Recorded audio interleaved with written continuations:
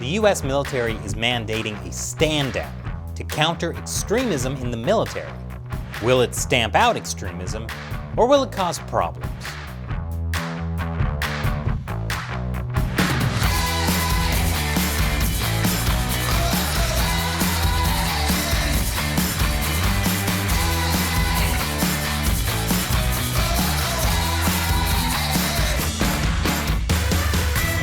Welcome to America Uncovered. I'm Chris Chappell.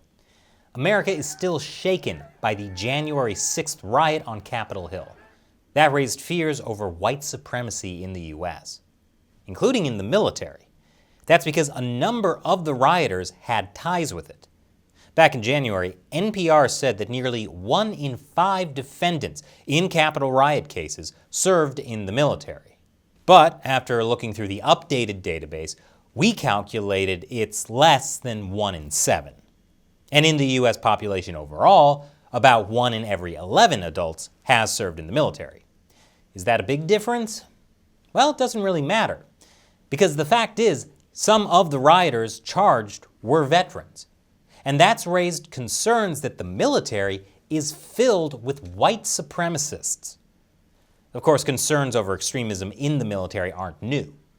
A Military Times survey back in 2019 concluded that more than 1/3 of all active duty troops and more than half of minority service members say they have personally witnessed examples of white nationalism or ideological-driven racism within the ranks.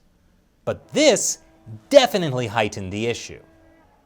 And with the new administration, there's more pressure and political opportunity to take action.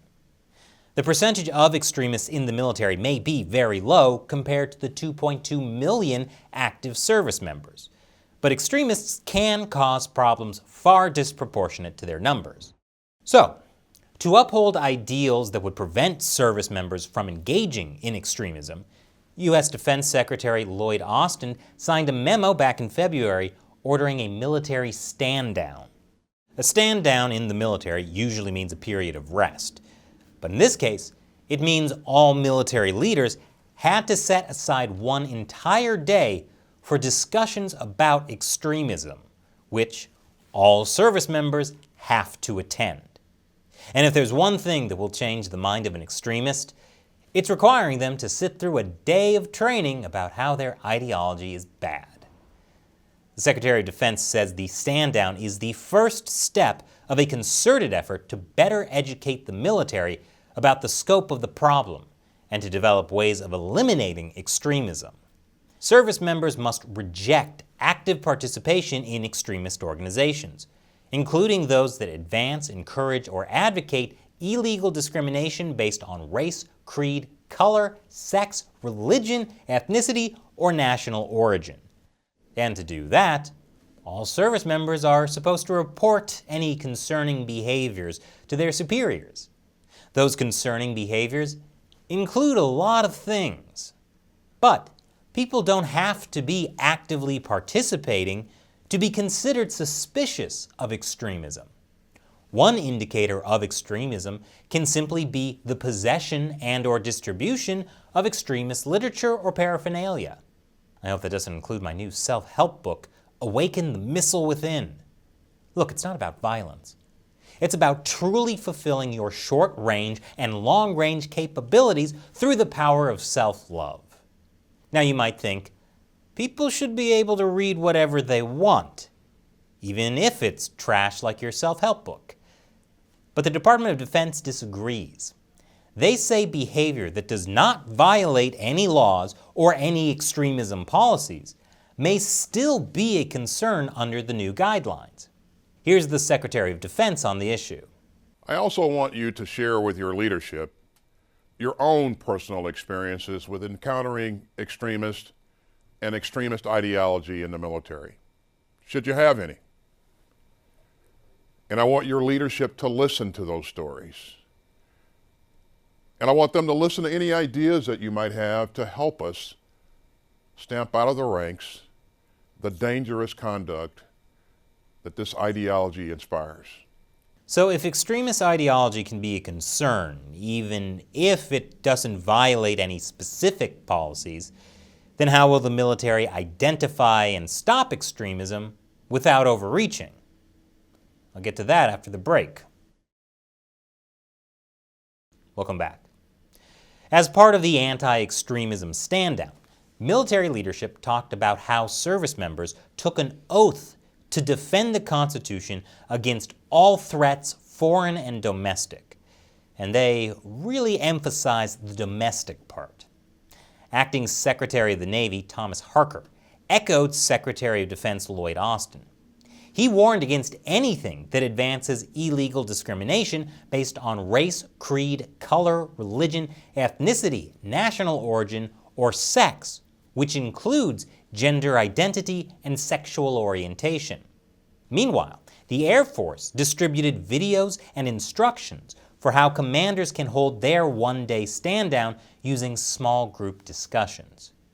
Troy Black, the Sergeant Major of the Marine Corps, published a memo against undesirable subcultures that are inconsistent with the Marines' core values. He calls for the elimination of subcultures that give negative behaviors life. And he says racists, sexists, bigots, homophobes, and bullies are not welcome. It is impossible to be both a good Marine and be any one of those things at the same time. Despite all these efforts, there are a lot of issues that are raising eyebrows.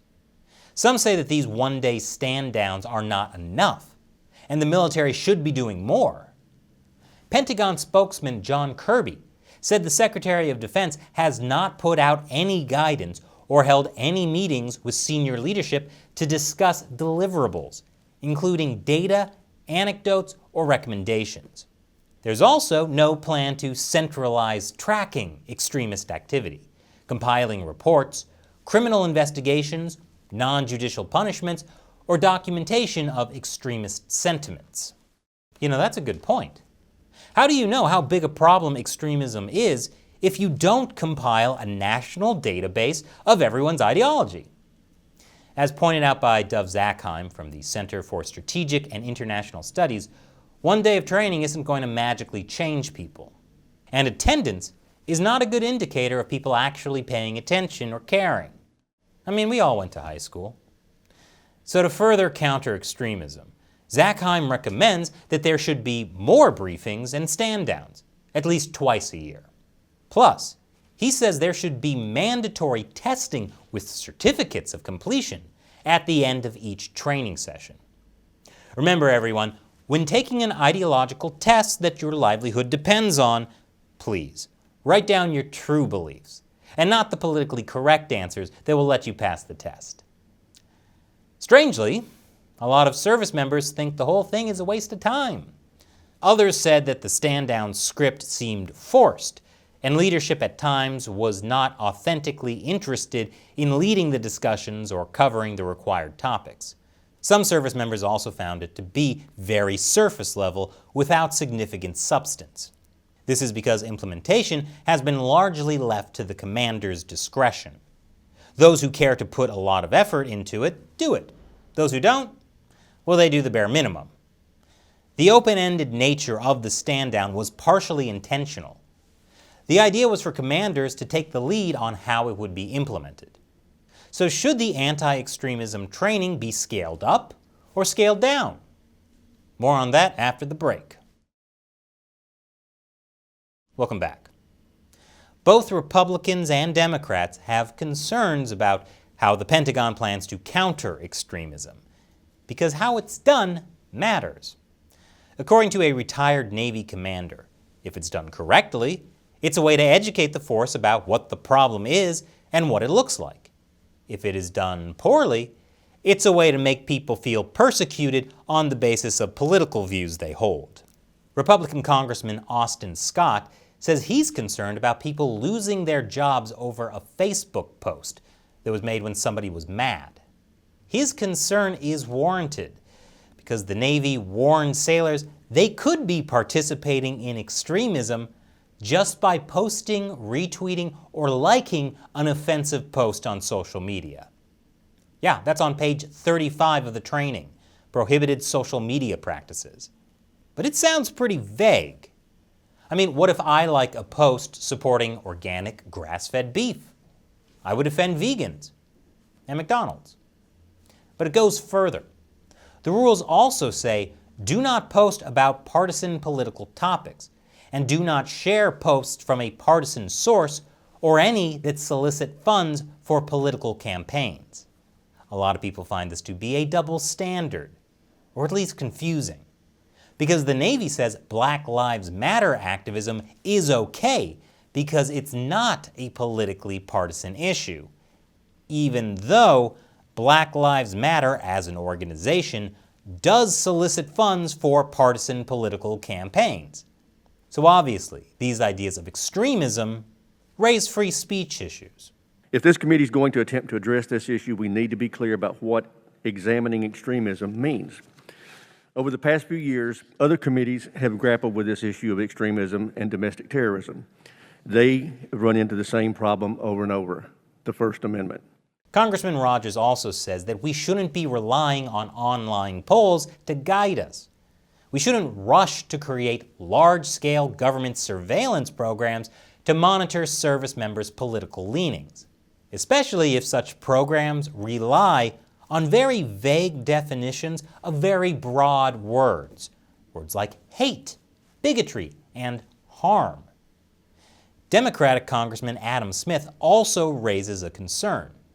Some people take extremism to simply mean anything that disagrees with their political views. And sometimes it gets tricky, like with homophobia. Would a person advocating for heterosexual marriage in accordance with their religious beliefs be betraying their military oath? Or it could get tricky even if it's not about religious beliefs. For example, Joe Rogan's podcast is pretty popular, but his podcast has been accused of being a vehicle for intolerance and transphobic. So could listening to Joe Rogan's podcast get soldiers in trouble for extremism? Military officials admit this vagueness of definitions is a major problem. So of course, tons of what about questions would come up. It also raises questions about the intent behind the stand down. Does it aim merely to stop violent hate crime from a small group of service members? Or is it a broader ideological mission? Here's some language that's part of a pledge written in a report by Task Force Navy 1. I pledge to advocate for and acknowledge all lived experiences and intersectional identities of every sailor in the Navy. Now that probably sounds either very politically left-leaning or just plain confusing. The General Counsel for the First Liberty Institute told the House Armed Services Committee that he has seen Defense Department publications indicating that people who identify as evangelical Christian or Catholic or of other faith groups are at least considered possibly extremist. Look, I went to Catholic school. Some of those nuns were pretty extreme. But you can see how this brings up some major First Amendment issues. And you could argue that it would be more constitutional to only go after service members who have already committed crimes. But the military leadership wants to prevent these crimes before they happen, by removing extremism before it gets to that point. So what impact will this new anti-extremism training have? And how do you think we should counter extremism in the military? Leave your comments below. Once again, I'm Chris Chappell. Thanks for watching America Uncovered.